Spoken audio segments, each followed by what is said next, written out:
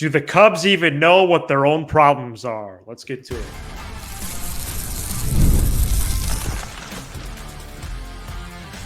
You are Locked On Cubs, your daily Chicago Cubs podcast, part of the Locked On Podcast Network, your team every day. You are Locked On Cubs, part of the Locked On Podcast Network, your team every day.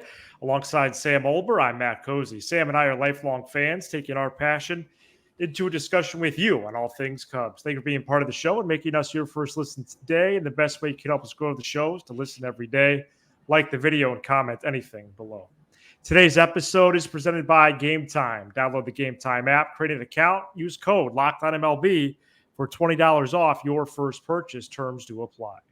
Cubs president of baseball operations, Jed Hoyer, appeared on the Parkins and Spiegel show on 670 The Score on Wednesday, and we are going to review some of his comments as well as get into what owner Tom Ricketts plays, what role he plays in the current state of the team. And quite frankly, Sam, and we weren't able to get even parts of the audio cleared like I have been another time or two. So I'm going to put the link to the interview in the episode description.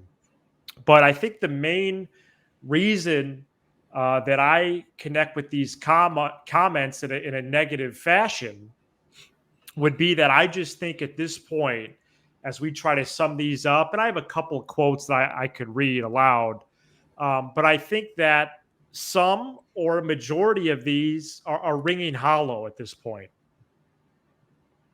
Yeah, I've never been so disappointed in Jed. And forgive me if I sound a little off. My tooth's bothering me a little more today, but yeah. You know, I've always appreciated how transparent Jed is. And I think today he was over the line, and I think he really made some mistakes. And I think it starts, Matt, with him literally saying, and I'm not quoting here, but I'm paraphrasing. He literally said, I might have it in front of me. Something along the lines of, to be a very good team, to be good next year, we have to overperform our projections, our internal projections. And the first thing I thought about when I was laying down for a nap and I heard that and I got out of bed like a cold sweat was that's one of the most small market things I've ever heard. You're admitting that your team has limitations. You're admitting that it has flaws. You're going into the year hoping to outperform what you think your own team's going to be, instead of just going out and making your team better and raising the internal projections and raising the expectations. So that was really, really concerning. I thought that was the biggest takeaway from it. The other thing that I thought was kind of crazy, the other two, is that I can't remember if it was Spiegel or Danny who asked, and they both did a phenomenal job, by the way. It was a really, really poignant interview. They asked him about, if they have any core players. Yeah. And he named the whole team. He said he ended up naming the whole team in another question, but actually in that question directly, he named only three guys. Who did he name? I noted. So he named the corner outfielders and who? Let me go to my notes. So when asked directly who the core of the team is by Parkins, like a very clear question. Yeah. He beat around the bush and then eventually said Happ, Suzuki, and Bellinger, and that specific answer. Then there was a direct question about Dansby. He spoke highly of him. And then later brought up like Horner, Bush. But yeah, he was actually less than I remembered live because I just listened to it again before we got on air. He I don't know. I thought to me he made the core seem non-existent. Yeah. And I have the outperforming quote in front of me. Can you read that? All right. So first of all, he reiterated from yesterday, from Tuesday, needing to improve over these last 2 months. And I chuckle because I was gonna mention that next. It shouldn't have an impact on what direction he takes in the offseason, right? Zero. We're gonna get to that. So zero. Here's the overperform part. Quote, when you look at teams that overperform projections or have really good years, almost always you're pointing to a number of players who are outperforming where they are projected. How does a team have a good year? Question mark. players outperform projections. We just haven't had that this year. Matt, can you name me any Dodgers that are outperforming their projection? No. No, they're just a good team. So their expectations. In the 2017 Cubs didn't perform to their projections. They still won a division because they were a good team. He's basically telling you the Cubs have to get lucky in order to be a good team. And then, the third thing from the interview that I took away was how adamant he was that these next 2 months are going to really decide a lot of things for him. And, I think he used the phrase like feeling good or comfortable in the offseason if things go well these last 2 months. And we know they're probably going to go well on offense because the pressure's off, because this team does their best when there's no pressure. So all in all, those three things really. How does he not know that?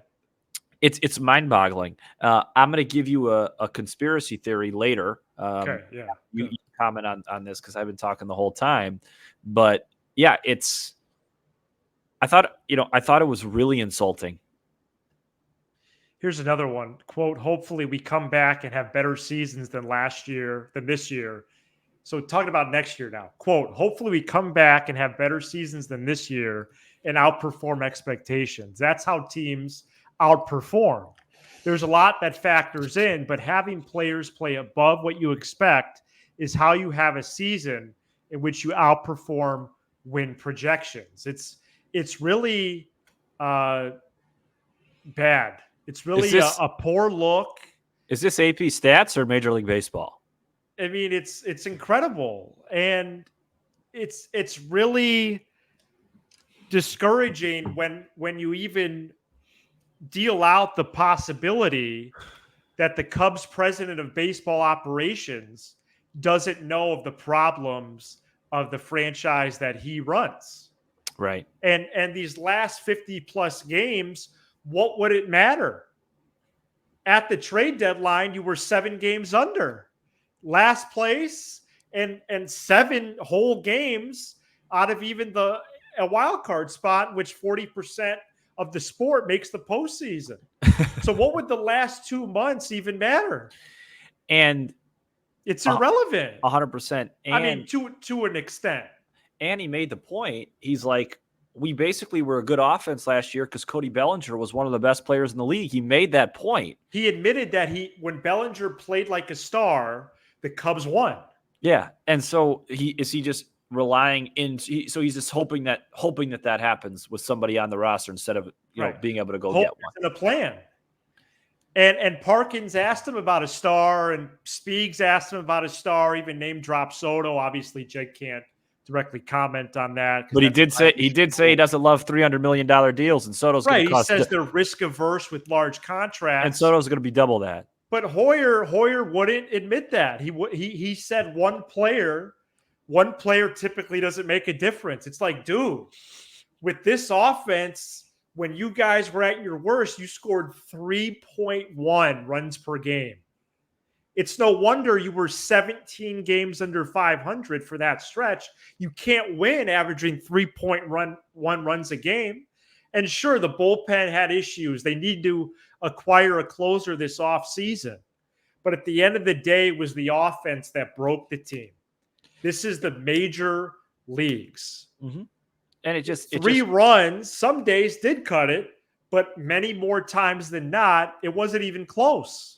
And it just feels like he doesn't believe it's leverage related, and he's going to run it back. Now, I have a conspiracy theory. You want me to do that now or after the break? So we could just confirm at this point that Hoyer is bad at finding people that perform in big spots. Can we just say that?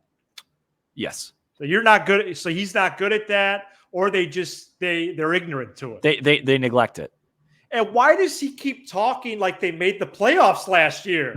Is my TV broken? Please, I can't laugh. They didn't make the playoffs. He talks about an 83. Why does he keep doing that? He talks about an 83 win team like they're the 27 Yankees. An 83 win team. I have a theory about all this. Please go. We got plenty of time here. Well, yeah, I'd like to, be done soon. Is it Ricketts related? Yes. Oh, one more thing on Hoyer that we can Yeah. close the book on this sham. Yeah. Unlike in 2015, Hoyer said prospects are unlikely these days to be promoted and have an immediate significant impact. He talked because about of pitchers. He talked about the prospects like they're nothing. Yeah. I believe Conspiracy Sam has entered the chat. I believe that Jed Hoyer is smarter than this. And he was told by Tom Ricketts, hey, I'm investing $230 million in these guys. You're not going to be the guy to get to rebuild that. So you either make it work with these guys next year or see you later. Okay. That's my and so to keep his job, he's forced to figure this out. That would explain the Paredes deal. That explains the quietness at the deadline. Okay. Is there any marquee subscription theories to that or no? Sure, yeah. Oh, okay. Also, we have to be interesting. We have to be good enough because at the end of the day, whether we like it or not, if they run this exact same team back next year, we're going to be watching. Right. So I think there might be a little of that in there because how could he be so ignorant to come out and say, all right, well, we won 83 last year and we basically got a lucky performance from Bellinger. This year, we know we're probably not going to get that. Or next year, we probably know we're not going to get that again. But let's run it all back and hope that Suzuki takes another leap. Like what? That's it. So we're a $230 million payroll team that just hopes. Right. Like people want to blame Ricketts, and we'll talk about that. But at the end of the day, this is a $230 million team. It's not Cleveland. It's not Milwaukee. It's not Tampa. But we're acting like it is. Coming up next, the Cubs did salvage the series in Cincy. We'll briefly recap that one as well as preview later on Cubs Cardinals beginning Thursday. Stay tuned. Welcome to our brand new partners at Liquid IV. Get hydrated with electrolytes, essential vitamins, and clinically tested nutrients from the #1 powdered hydration brand in America, because baseball and summer go together like Liquid IV and indulgent hydration. It's easy and convenient to tear, pour, and enjoy after a long night, a day of traveling, or a tough workout. Blast off with the iconic summer flavor of Popsicle Firecracker, a festive blend of citrus-fueled lemon, lime, tart cherry, and raspberry flavors. 3 times the electrolytes of the leading sports drink, Liquid IV really is the best. 8 essential vitamins and nutrients, always non-GMO, vegan, gluten-free, dairy-free, and soy-free. No more thirsty summers. When you indulge in hydration with Liquid IV, get 20% off your first order of Liquid IV when you go to liquidiv.com and use code MLB at checkout. That's 20% off your first order when you shop Better Hydration today using promo code MLB at liquidiv.com. Today's episode is also brought to you by Supply House, the reliable way to order plumbing, HVAC, and electrical products online. Their easy-to-use website is packed with helpful resources and the latest product info to help you get the job done right. Shop a complete inventory of over 200,000 parts from over 400 top brands and get your order delivered right to your door with fast shipping from coast to coast. Need help with an order? Get expert support and industry-leading service from the friendliest folks in the biz and talk to a real person every time. You could also take advantage of their Trade Master program by getting access to a dedicated phone line, free shipping, and discounts on every order. Join the thousands of trade pros already benefiting from their free membership at supplyhouse.com and order plumbing, HVAC, and electrical supplies from anywhere with just a few clicks. Go to Supply House over at supplyhouse.com. The Cubs play the Cardinals at 7:05 p.m. Central Thursday, and you can hear every pitch of the Cubs hometown broadcast on SiriusXM by searching Cubs on the SXM app. Cubs won 13-4 over the Reds on Wednesday. Happ 3 for 4 with a homer and a double. Bellinger 3 for 5. Paredes, Suzuki each had 2 doubles. Horner and PCA also multi-hit games. Do you see a pattern here, perhaps? The Cubs scored their 13 runs on 17 hits, 10 of those for extra bases. 6 of the 13 runs were scored with 2 outs. Cubs went 9 for 15 with runners in scoring position. Kyle Hendricks went 5 innings. Smiley, Miller, Hodge finished out of the pen. And PCA is now 20 for 20 in stolen bases on the year. Sam, Cubs were able to avoid another sweep. They're the best in baseball when they're about to get swept. It was a great. I mean, they did everything really well today. I'm so interested with Kyle Hendricks. Like this season, he's rolling along, and then he just hits this little spot of trouble that just explodes and ruins his whole outing. Today he was able to limit it to 3 runs.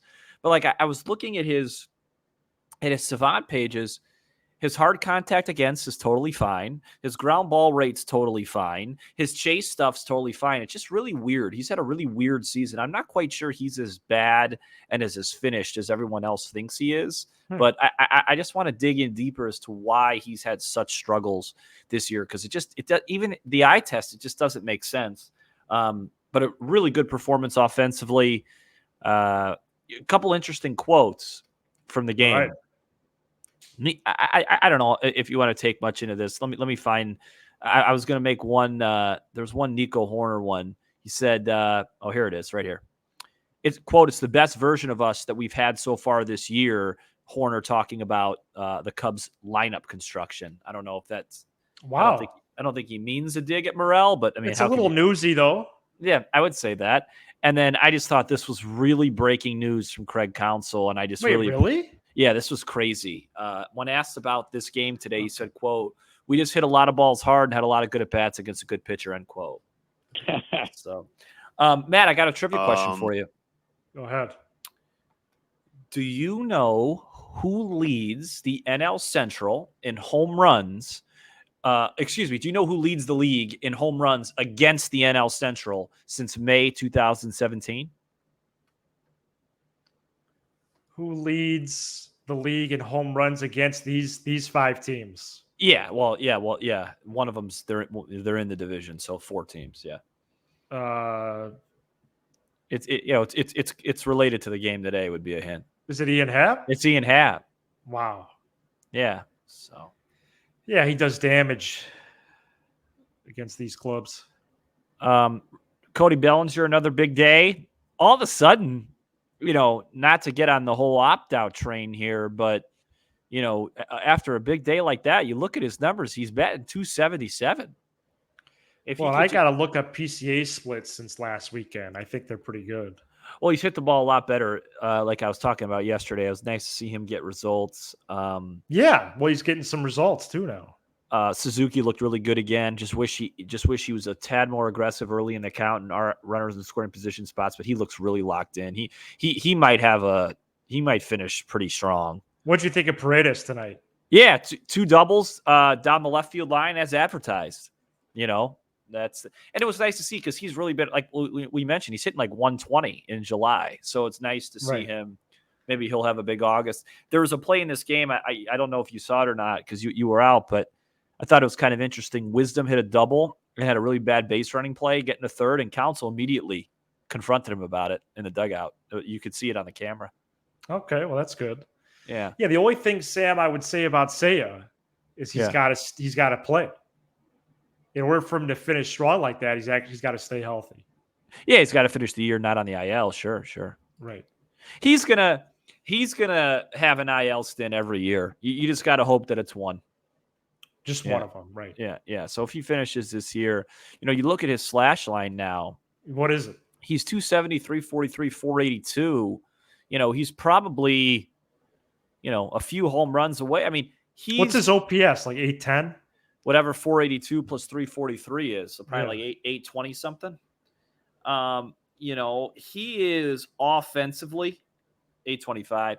He's worth what that's not a bad contract offensively. That's what that's going to cost you these days. It would just be nice if one of him, Bush, Happ, Bellinger, took that leap that Jed is admitting needs to happen if this team's going to be good because, God forbid they go out and get it from somewhere else. Right. He's a good hitter. Suzuki's a good hitter. Coming up next, we preview a 4-game series between the Cubs and the Cardinals. Today's episode is presented by Game Time, our great partners They are an authorized ticket marketplace of Major League Baseball, which makes getting tickets even faster and easier. Prices on the Game Time app actually go down the closer it gets to the first pitch. With killer last-minute deals, all-in prices, views from your seat, and their lowest price guarantee, Game Time takes the guesswork out of buying MLB tickets. The experience of searching for and then buying tickets on Game Time is simple. Plus, Game Time is the only ticketing app that gives you complete peace of mind with your purchase. See the view from your seat before you buy so you know exactly what to expect when you arrive.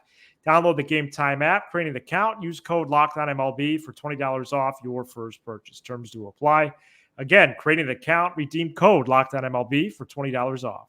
Download the Game Time app today. Last minute tickets, lowest price guaranteed with Game Time. Cubs begin a 4-game series with the Cardinals at 7:05 Thursday night. First pitch times are 7:05, 1:20, 1:20, and 6:10 as Sunday is on Sunday Night Baseball on ESPN. Imanaga and Gray, Assad and Fetty, Tyone and Gibson, Steele and Michaelis, as all of these are games the Cubs should be right in. Absolutely. I'd love to see the Cubs win their first divisional series since May 12th. If they won 3 out of 4 this weekend. They faced all these pitchers already, including Fetty. Yeah, they faced Fetty, who the White Sox got, or excuse me, who the Cardinals inexplicably got for free, essentially. Right. They got him and Tommy Pham for Tommy Edman, who wasn't even playing on their team, who's hurt, but I'm not going to go there.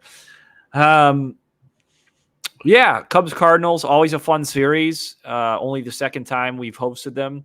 Really excited Thursday night for Imanaga because this is the second team he'll face for a second time.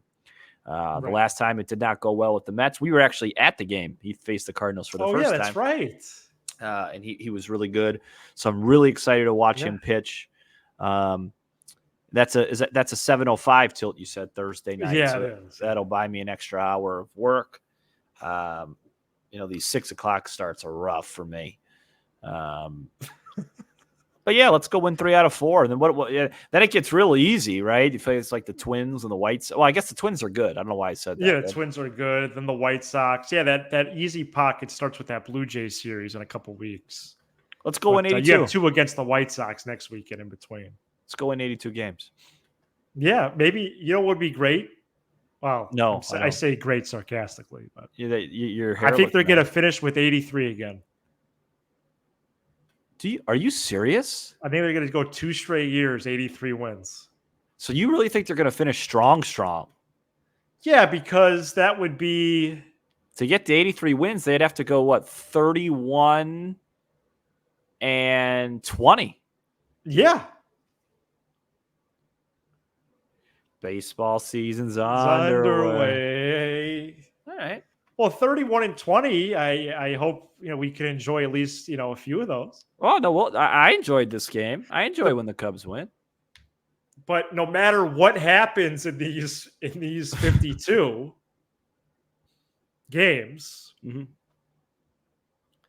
so they have to go 32 and 21, right? 32 and 19 to hit 84, if that's what you're asking. No, 83. I'm going for. Oh, 31 and 20. Okay. How many losses do they have? They have 58, I believe. So, no, 21 losses, right? Oh, you're right. 83 and 79. Yeah. I'm thinking 83 and 78. So, sorry. 31 and 21, right? Yep. Sorry. No, you're right. 32 wins, 21 losses. No, I never said the word 30. Never said 32 wins, so I wasn't right at all. You didn't? No. Well, that's... I had the right. It's 31 and 21. 31 and 21, 10 games over. Okay. I had the right win total.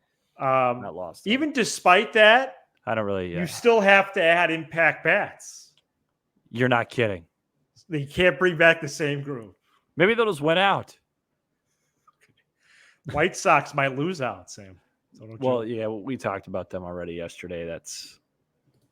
Thank you so much for checking out this edition of Locked On Cubs. That's neither here nor there. You give us 20 to 30 minutes. We'll give you all things Cubs with a laugh or two along the way. I don't even know what that phrase means. What's that phrase mean? Neither here nor there. I'm not a huge fan. Smash the like button for the algorithm. Leave a 5-star review on Apple Spotify, and everywhere you get your podcast. He's Sam Olber. I'm Matt Cozy. This is Locked On Cubs. Go Cubs.